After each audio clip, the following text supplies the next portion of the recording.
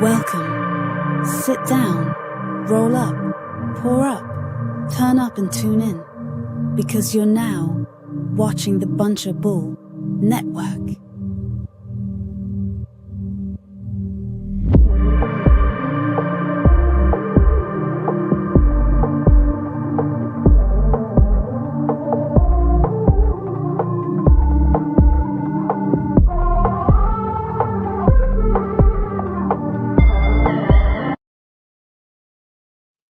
Yo, what's good, y'all? Welcome back to the world we know. I'm your host, Greg Lamont, and make sure y'all spark up, roll up, sip, and get ready for some good shit. This is the world we know. We got some pretty good shit to get into this week. Now, this week hasn't been about as juicy as the last couple weeks, though there has been a lot of shit going on in the world. It's been a little toned down now. But to start, something that's out of the blue, something that I like to get into and get it out the way is Jay-Z, supposedly the all-time, I mean, it's debatable, but supposedly the all-time king of New York hip-hop. One of the all-time kings of hip-hop, for sure. Jay-Z, what's up, baby? Jay-Z just did a interview with GQ. First time this nigga spoke since the Drake beef, honestly. And people are saying that he's probably doing this to clear up his name. People as in active people in the community like DJ Academics, to name Rolo, Rolly, whatever the fuck his name is. A couple people in the hip hop world, but specifically the biggest one, the one who I follow the most, DJ Academics, was talking about how Jay-Z does this a lot of time whenever he gets controversy on his name. He goes like, man, look, they was lying on me, look over here. Then he drops an album, Get Your Attention, drops an album, says, nah, remind you, y'all love me, blah, blah, blah. And then he sells y'all some shit, profits off it, and then goes back to Hybrid Nation. Which, I mean, as a businessman, you can't really knock him. But my thing is Jay-Z an all-time artist with genuine intent, or is he an artist who just did it for the profit? Like, is he an artist who has any fuck to give about influencing the next generation or putting the power in the next people generation, or is he about just keeping it and cleaning his name and just holding on that consolidating power? But I'd also like to get into, I like to play a clip where Jay-Z mentions, I mean, I think this is a pretty recognizable point. He mentions the state of modern hip hop and says, is battle rapping something that still needs to be a thing? Does it still need to be a thing? I'll play all this. I guess I'm going to say it. I don't know if battling needs to be part of the culture anymore. Interesting. I hate that I have this point of view. I do, because I know what it sounds like. I know what it feels. I don't know if I... Okay. So Jay-Z says, I don't know if battle rapping needs to be a part of hip-hop culture. Now, I'm just curious why he's saying this. I mean, there's multiple perspectives on this, like why he could be saying this. Could be that maybe he is genuinely just getting older and like, yeah, fuck all that beef shit. Or maybe, I mean, this is less likely, but maybe he doesn't like all the attention and accelerated accolades that some artists get from beef and is like, yo, slow it down. Or he took a L in his beef. And really, I mean, I don't even know. I don't know how to rationalize it, to be honest. Why would Jay-Z say no more battle rap? Hip hop is like a sport. I mean, hip hop doesn't have to be I'm gonna kill you. Though, like, yes, you can express that on a song, but it doesn't have to be two artists killing each other. Battle rapping is a part of the sport. It's pretty much like, I mean, it's just like in fighting, you have different sects of fighting, and there's like bare knuckle. Battle rapping is pretty much bare knuckle in the sense of hip hop.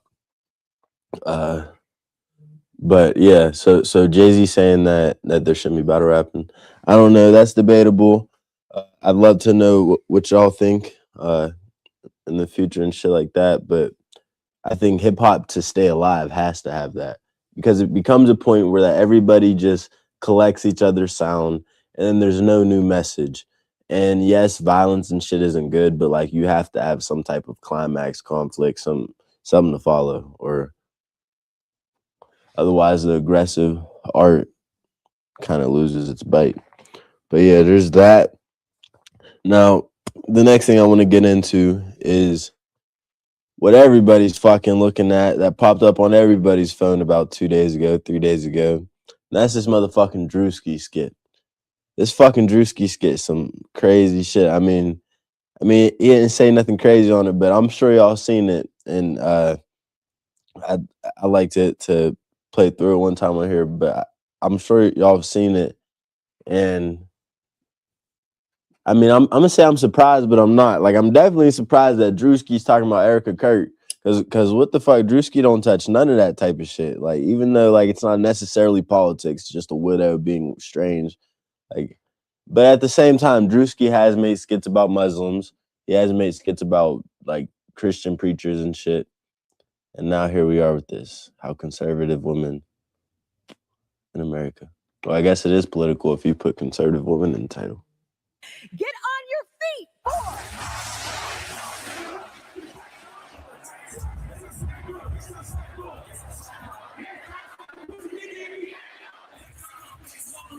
This nigga's a nut. War is raging in Iran. We're praying for all the soldiers and troops. That's great that you're praying, but how about all the kids that died when the USA hit the towers? It broke my heart. That is the.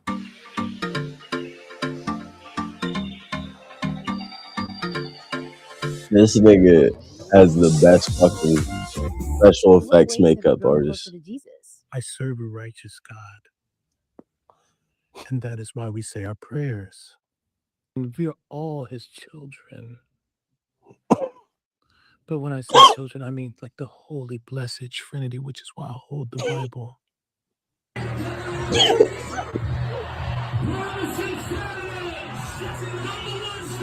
Nah.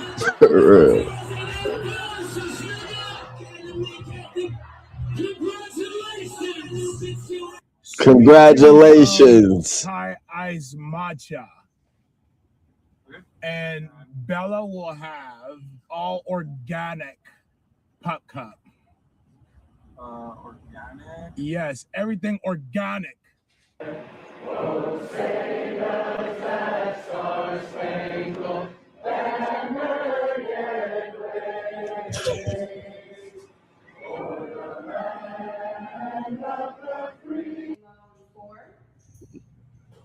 Three, 7. Oh, Hannah, you good? 4, 3, 2. Hold your chest lifted. We're gonna lift. We have to protect all men in America, especially all white men in America. Those are the boys that we care about in this country. America is built on their backs. Yes. Because they are the ones who mattered most. Get on your feet. All right. He kind of confused me and lost me at the end there.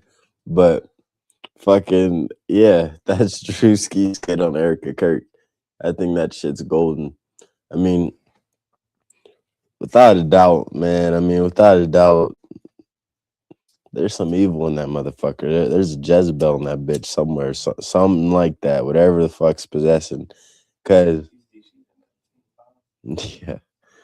I don't remember exactly like what for, but I did see that, yeah. And it's like, bro, you know how they met, right? Like where they met at. Like literally where Erica Kirk and Charlie Kirk met. After you type that in, I want you to look up where they met, and it's just like, dog, clear as day. Of course they're gonna say some shit like that.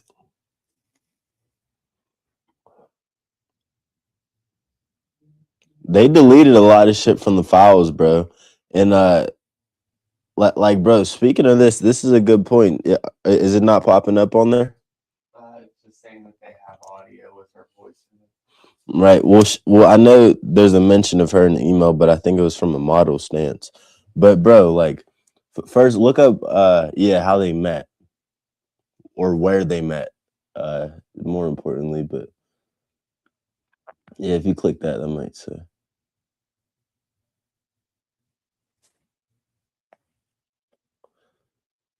Turning Point USA headquarters. Nah.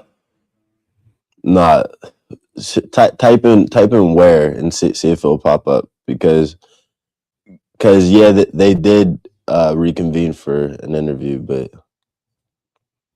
I mean, shit, maybe they changed the information on this shit too. But I literally typed this in a couple weeks ago, and if you go to the AI section, it says like they pretty much they met in Israel.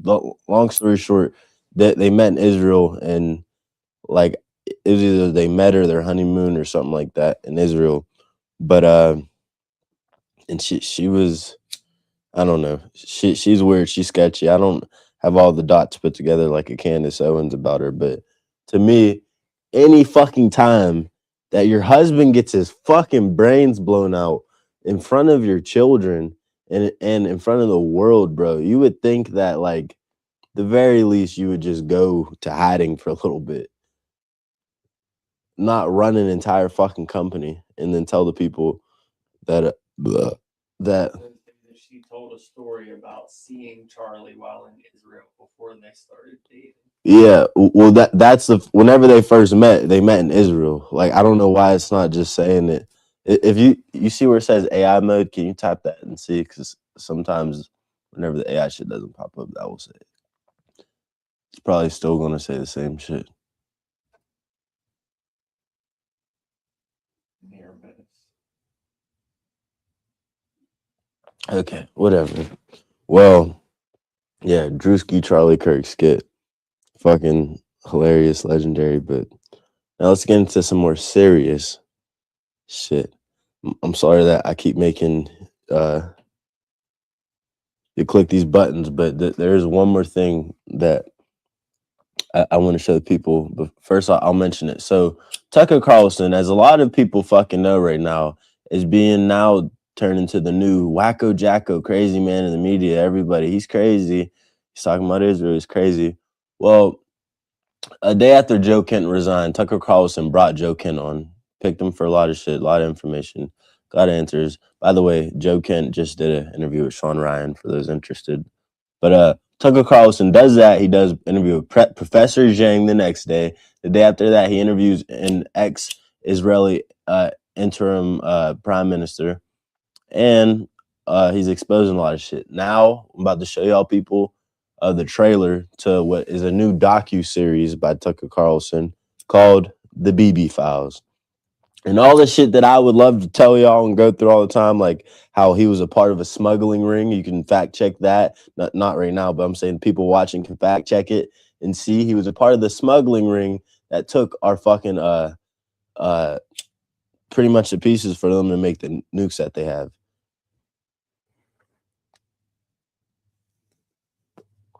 BB Files trailer.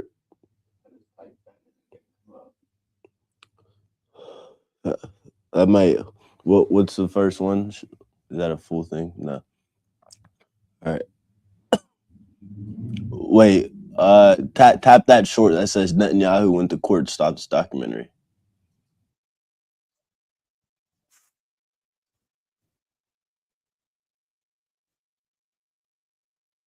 Wait. Okay, no.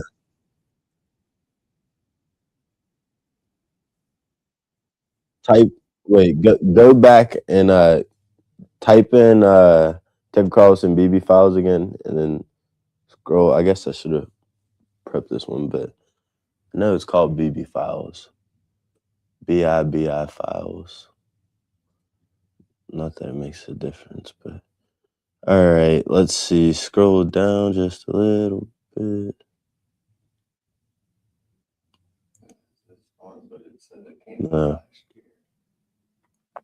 No, it says Netanyahu's worst nightmare just came to a news documentary.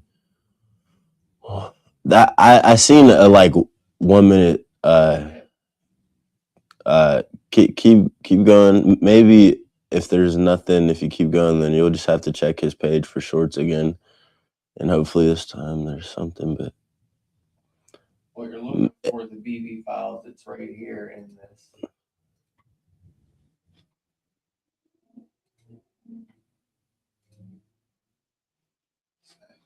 Tucker Carlson Network, yeah. He just came out with this. That's the Tucker Carlson Network. All right, the trailer right there. Boom. All right, perfect. So the BB files. The BB files. I recommend everybody tap into the motherfucking BB files and expose Well, this. you've probably heard a satanic lot stuff. about the Prime Minister of Israel, Benjamin Netanyahu, BB, on this show and elsewhere. He's the guy who's always at the White House working to suck the United States into some war of conquest on behalf of his country. But what you may not know is that the charges against Netanyahu are real. Corruption charges. They tell you a lot about him. What exactly do you know about this man who's apparently in charge of the United States? Well, we are now streaming The BB Files. It's a documentary that pulls back the curtain on Benjamin Netanyahu. This film traces the rise of the longest-serving prime minister in the history of Israel and the corruption cases surrounding him. Hear from former staff and Israeli insiders describing what Benjamin Netanyahu is really like, and see leaked interrogation footage from his corruption investigations. Video that you were not meant to see and that they definitely don't want you to see. The BB Files, it offers a rare look inside Israel's power structure and the man whose decisions have once again drawn our country into another war, a big war. You can stream it now only at tuckercarlson.com. The BB files. The motherfucking BB files. So yeah, I recommend everybody tap in, spread the word about the BB files. You guys can tap into some of Tucker Carlson's YouTube content, see footage from it. But I'm going to tap into it myself here later on this evening, and I'll have more reports for y'all in the next episode. But yeah, the BB Files by Tucker Carlson. It's a huge step, and it is really big because Tucker Carlson, to give these points validity, I fact checked it and I looked up. I'm like, because if I remember correctly, like obviously I was pretty into the election, this last election. Like Tucker Carlson's one of the most important people in Trump getting elected, like one of the biggest voices and stand up for him, and MAGA and the Republican convention, whatever the fuck it is, RNC, big spokesperson there for Trump. But I looked it up and it said that he was one of the primary influences on him becoming president. So this guy isn't just a like, I like Trump, but and then just switched on him. No, he was all in on Trump. And I mean, he still doesn't hate Trump. I mean, he still speaks with him time to time, though he says it's no longer on a good term. But I say this to say that for this guy to come out and switch the way he does and be vocal about the things he has, and for Joe Kent to be vocal about the things he has, being that he was very pro-Israel and denounced Nick Fuentes after saying he wouldn't denounce him in the light of Israel and things like this. I think this is as about, I wouldn't say as loud of a cry as it can get, because it could get much louder, and it probably will. But this should be about as loud of a cry as it needs to get for people to wake up and start the revolution in the people's minds, the mass conscientious awakening of what the fuck's really going on in our country before we get drug into the fucking mud and dirt. Like we're getting to that point. So fuck. I spilled a little bit of water, bro. My bad. But yeah, no. So I think documentaries like this, different platforms like Twitter, because if you guys go on Twitter, I recommend it. You'll see a lot of shit that you will not see on Facebook, Instagram and shit. Just different think boxes where voices aren't silenced is important. So yeah, the BB Files, Tucker Carlson, everybody tap into that shit. And yeah. Now where are we in this motherfucking war? Let's talk about it. Where are we in this war? Because I'll say, like, my dad, he's very pro-war, he's very pro-Israel and very bought in, very, very pro-war. And he's told me, he's like, this past week, he's like, I haven't heard much about the war, like, because he watches Fox News and all that shit, sometimes CNN. It's like, I haven't heard anything on the news about the war, blah, blah, blah. But there has consistently been things going on and escalations actually going on from both sides. But we've sent out en route, sending out a bunch of Marines, and they're still striking a bunch of key areas, as well as getting Hezbollah and the Houthis involved and shit like that. But anyways, I say this to say they're quiet on the news right now about a lot of shit because they're getting their fucking ass spanked. And we were tricked into this war by intel that wasn't our own. Our own intel said, don't do this. A regime change won't happen. It's not likely without boots on the ground, and the people won't revolt, blah, blah, blah, this and that. I say this to say, this war right now, we're in a pretty position. We're destroying the global supply of oil, which actually I should get into energy lockdowns and have a breakdown of that. But I'll get into that. We're destroying the world supply of oil. We're ruining our allies. Like, if you look at this shit right now, with the way that we're driving up cost of oil for dumb impulsive action on all of our allies, not only that, the people in the Middle East who we vow to protect, they're getting hit. And they're not getting hit from like, fuck y'all, we're gonna kill you, blah, blah, blah. They're getting hit from like, listen, we can touch y'all, we can destroy these bases. America's not really protecting y'all. They just want to take over, blah, blah, this and that. 13 of our bases have been hit and destroyed in the fucking Middle East. They're not talking about that. At least 3 of our THAAD radars destroyed. The USS Lincoln, fucking damaged. They're claiming it was a laundry fire, so now it needs at least 2 weeks of repair. A bunch of fucking shit is not being told of what's really happening right now.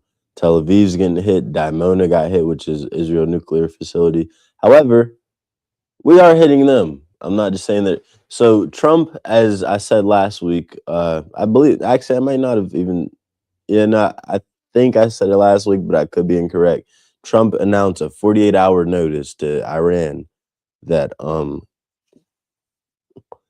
that they must reopen the Straits of Hormuz, otherwise their power grid will be hit and their electric grid or whatever, and that would cause a country blackout like we're doing in Cuba right now. Now, Trump then, he tweeted that on a Saturday. He then the next day, 24 hours later on a Sunday, said, we have had great talks with Iran, and we'd like to extend this period to 5 days, and are looking at a peace deal, blah, blah, blah. Iran comes out and says that's false, and the markets kind of stabilize because the statement of peace and this and that. Now,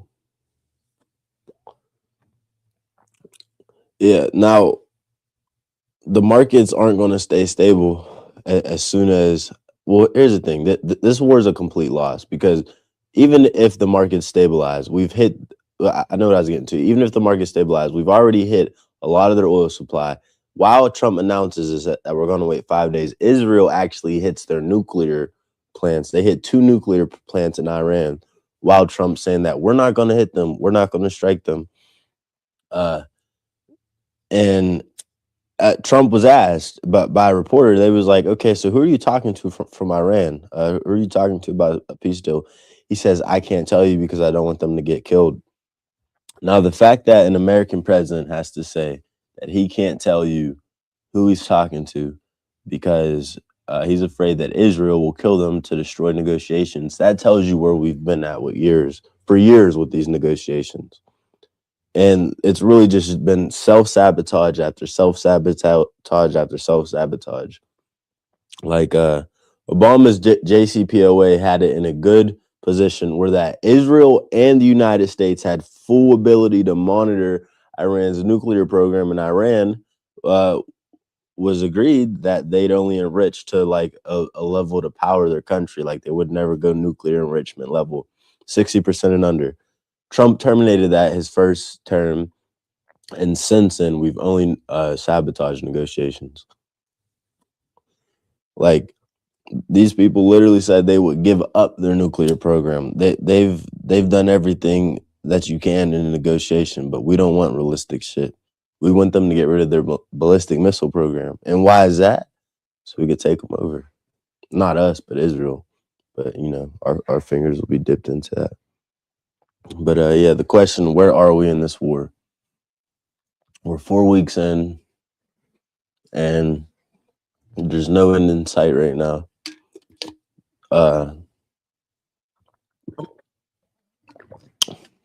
Yes, Iran has taken a lot of damage on the surface, especially Tehran. But a lot of their infrastructure, military infrastructure in particular, is underground and in caves, and we can't hit it, and we haven't hit it. That's why they've consistently been hitting and shooting us. On top of that, this shit is all stupid because one is Taiwan, right? Taiwan is about 500 miles, 500 to 600 miles off the coast of Iran. We're exhausting ourselves in Iran. We're getting shown, in a sense, that we're not exactly the iron tiger that we think we are. We're slightly paper tiger because a lot of our shit is getting destroyed by Iran right now. Our ships, all that. Our ships have to be rebuilt. Our top class warships and carriers and shit. China can just exhaust us, learn all of our tactics, and then go to Taiwan, fucking seize it. If China seizes Taiwan, they pretty much hold the entire global supply of not only chips, but of rare earth minerals. Like there's very little outside of that after they get it, besides Greenland, and then little pieces of other areas like Africa and certain places. But it's fucked. It's fucked. It's fucked. It's fucked. There's that, and then the last point I want to make about the war is something called energy lockdown. I want to show y'all about something called an energy lockdown. Now, can you type in the term energy lockdown, and then there is a short for it. It should be on YouTube, but I know it was on X. But if you type in the term energy lockdown, people are talking about, it's been like rumor, viral talk about a couple 2-3 weeks now about energy lockdown, which is supposed to be like COVID 2.0. Type in what is a energy lockdown.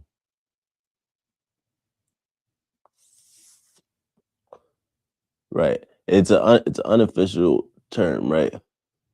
Energy lockdown. Blah blah blah.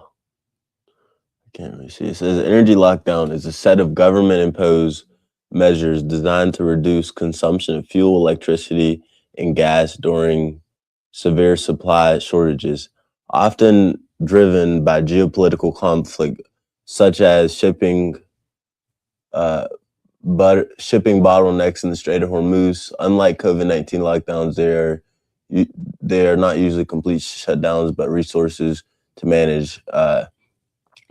Blah blah blah. Now, can you maybe if you just tap the videos section, there should be one that I should recognize. Of course, none of them are fucking shorts. Can you just check the YouTube shorts about energy lockdowns? Because there's some interesting shit. Pretty much while you're looking for energy lockdowns, I'll just say pretty much what it is there's a restriction on how much you can drive, what times you can be out, how much electricity you can use, this and that. You probably have to do short. Okay, wait, go up a little bit. So there's no shorts up. Okay. Can you filter the shorts? I've seen that guy's video, but he's kind of like. All right.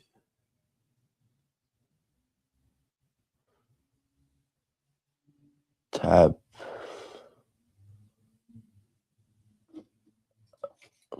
It's a bunch of fucking Indians. Whatever. You could just type that guy's video. That should be good enough.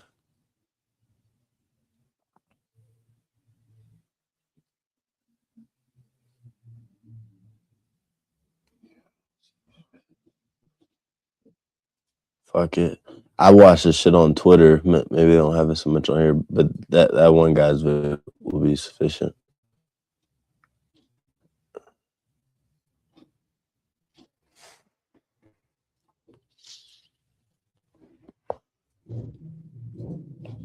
First people to say this, but energy lockdowns are coming and you better be. I'm going to be one of the first people to say this, but energy lockdowns are coming and you better be prepared.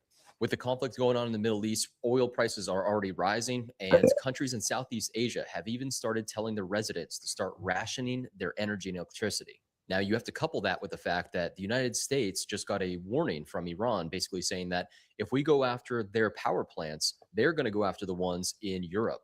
Obviously, that would be horrible news. But if none of that happens, oil will continue to rise just based on this entire conflict and the strait being closed for how long it has been. Now, with the price of oil, everything else is going to go up, including, and more so, electricity. Just like COVID, they are going to basically tell you that you cannot go to work. You cannot use as much electricity as you're using.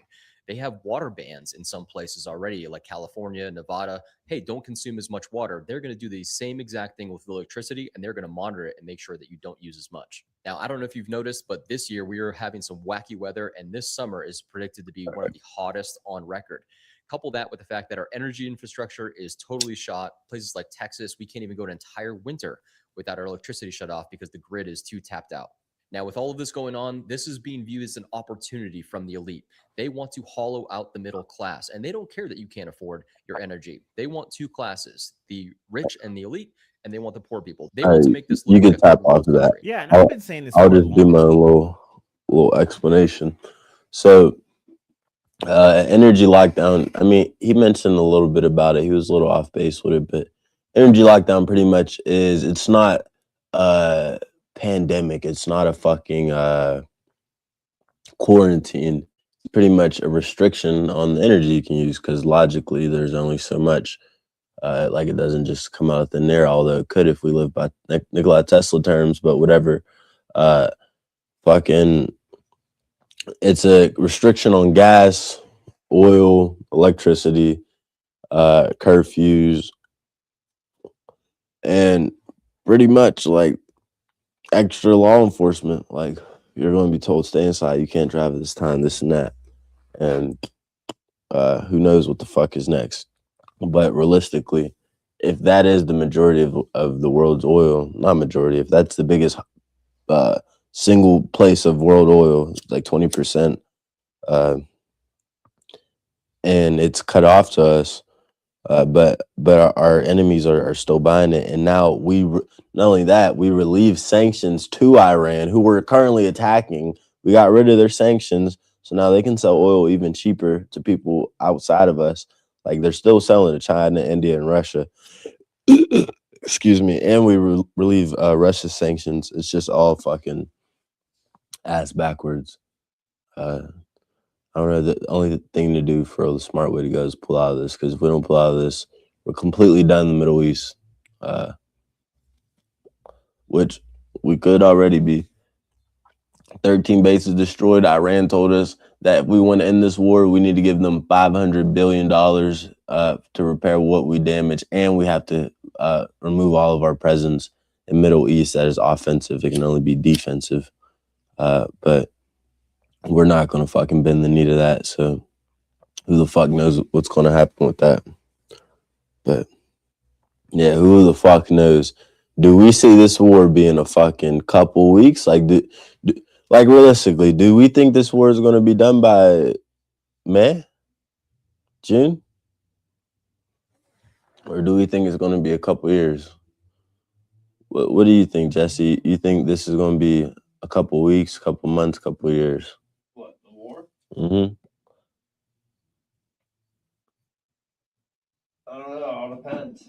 Really. But at the very least, it'll be a month and a half, 2 months. But at the most, it's probably gonna be like a 2-3 year war thing. Yeah. But that's if it gets to the point where it was like shit. You know what I mean? Like we still have some motherfuckers in Iraq. They claim we don't, but we do. For real? Bro, I didn't even know that. anywhere that our military has ever touched, we still have bases. You know what I mean? Mm-hmm. Even if we're working with their military, doesn't change the fact that we got Right. personnel there. Yeah, facts. Yeah, I mean, I see it like, We got motherfuckers in Antarctica, Alaska. You know what I mean? yeah, we're like Every country has a U.S. embassy. we're a police and a parasite to the world. But I see it like I mean, look at the Russia-Ukraine war. That shit lasted like 3 or 4. I mean, it's still going on. It's been going on for like 4 years, and that's a small country versus that, and it's only lasting because we're supplying them. Well, Russia and China are supplying Iran, and Iran's much bigger than Iraq. So I see it at least being a year to 2 years, unless Israel gets unless something crazy happens.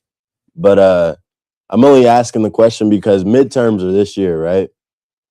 So I was just gonna ask the people and you and myself, like, if Trump stays in this war, he's gonna lose the midterms. Like JD Vance is gonna lose.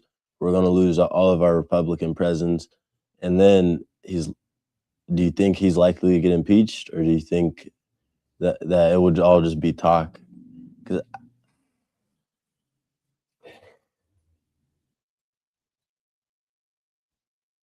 I don't know how the scripts wrote out.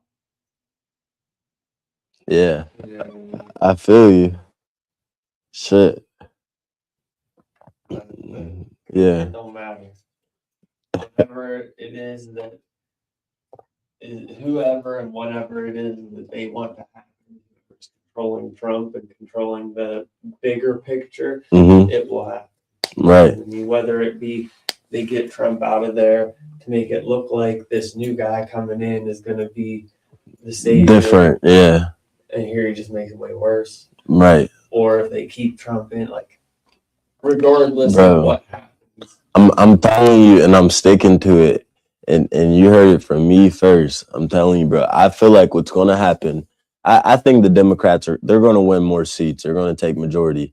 I don't think Trump's going to get impeached right away. Like I don't see it just being. I think it's going to be a lot of talk. Like, oh, Trump's going to get impeached. He's going to get impeached. And then year 3, I've said it forever. He's going to get assassinated. I'm saying it now. And whether it's JD Vance who's his vice president, or whether it's JD Vance gets switched out, resigns, gets voted out, whatever, they're going to step up and something's going to happen. But that's my fucking prediction for that. Hell yeah. Now, my last 2 questions, kind of for y'all and for myself, is who is the greatest vocalist of all time? I'll say R&B and pop, R&B, soul, and pop vocalist of all time. Who is the greatest vocalist of all time? And I don't mean just like a random fucking, oh yeah, my cousin, or like this. I mean somebody who is recognizable. Like, I mean, you listen to artists, of course, a lot of old school artists will come to mind, like Whitney Houston, Sam Davis, who the fuck's Sam Cooke. I mean, Mariah Carey, shit like that. But there's also a lot of good new, like, I mean, Adele is incredible, Bruno Mars, people like this. But yeah, I was asking myself and my girl a question: who's the greatest vocalist of all time? But I have to say, I would originally say like I gotta give like 3. I mean, you can't just give one. I would originally say like a Freddie Mercury or a MJ. Obviously, he's up there, but originally I say like Whitney Houston, but then I listen to Adele and I'm like, damn, like she's pretty much the same shit.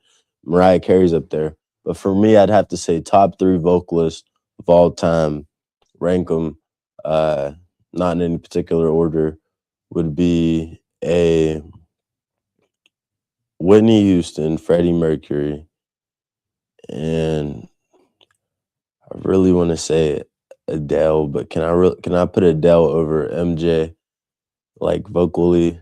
Dude, you're completely skipping like older generations, like Aretha Franklin, fucking Frank Sinatra. Like,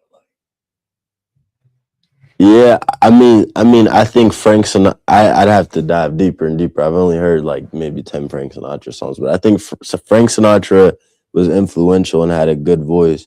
I don't think he had as much versatility as like I don't know, like a Whitney or. I mean, R. Kelly. R. Kelly was pretty fucking good. I have, but I can't really think of like. I know she's like that soulful, energetic.